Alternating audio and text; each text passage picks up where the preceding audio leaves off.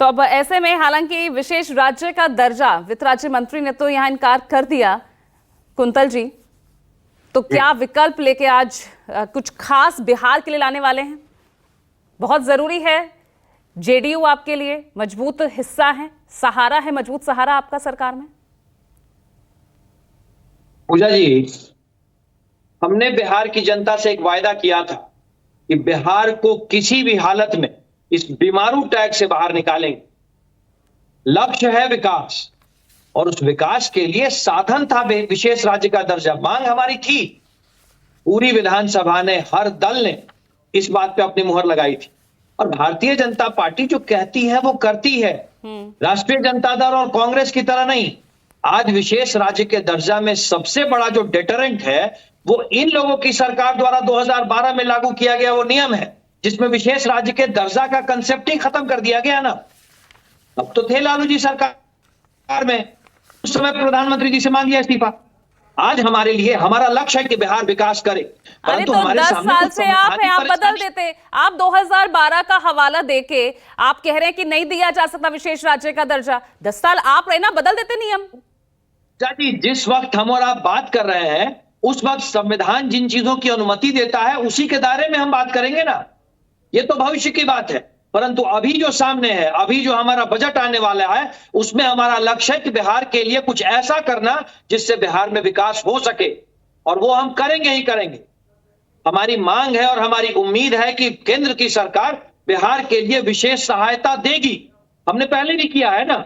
अटल बिहारी वाजपेयी जी ने भी बिहार के लिए विशेष सहायता दी थी 4000 करोड़ की। माननीय मोदी जी ने 2015 में 1.25 लाख करोड़ की सहायता दी थी। बिहार जो 15 साल 1990 से 2005 तक गर्त में चला गया था, उसको खींच के निकालने में हम लोगों ने अपनी बात रखी है।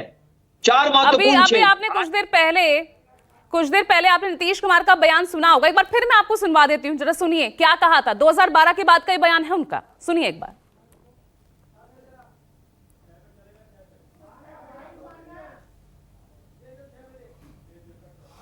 दर्जा दो, विशेष राज्य का दर्जा दो। अगर बिहार का उत्थान करना चाहते हो, अगर नहीं दोगे तो बिहार का उत्थान नहीं करना चाहते हो, अपना प्रचार करना चाहते हो। यही अब कैंपेन चलेगा।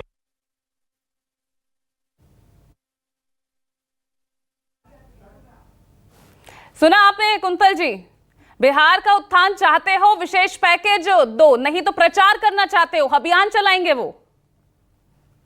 अब तथ्यों पे भी हम लोग बात कर लें। 2015 में 1.25 लाख करोड़। आज बिहार आधारभूत संरचना और विकास के एक पहले पायदान को कंप्लीट कर चुका है। जिन 4 क्षेत्रों में बिहार को सबसे ज्यादा विकास इस्तेमाल हुआ कुंतल जी, उस 1.25 लाख करोड़ में से कितना इस्तेमाल किया और कितना आपको वापस गया, इसका भी आंकड़ा दे दीजिए। पूजा जी, आज जिन 4 क्षेत्रों के कारण बिहार विकास के एक दूसरे पायदान की तरफ आगे बढ़ रहा है, उन चारों क्षेत्रों, चाहे वो आधारभूत संरचना हो या ऊर्जा हो या शिक्षा हो या स्वास्थ्य हो, हर क्षेत्र में जो आज हमने पहला पायदान कंप्लीट कर लिया है वो उसी विशेष 1.25 लाख करोड़ की मदद का ही नतीजा है पूजा जी।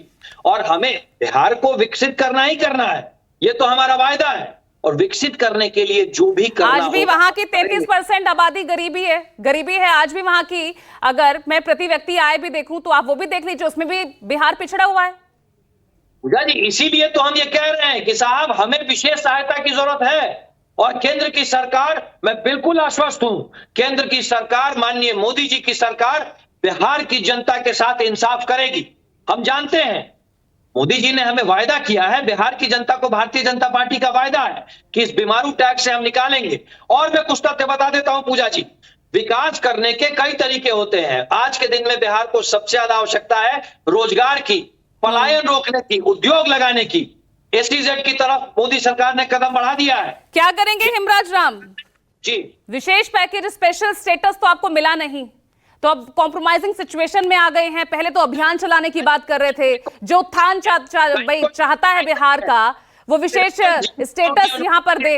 जी, संविधान जिन चीजों की अनुमति देता है उस दायरे में रह करके, ठीक है, ये इसका जवाब मैं ले लेती हूँ ना हिमराज राम। अब क्या उनकी आगे रणनीति होगी? भाई विपक्ष तो कह रहा है इस्तीफा दे दो। बात को तो हम जानते हैं, आयोग द्वारा मापदंड है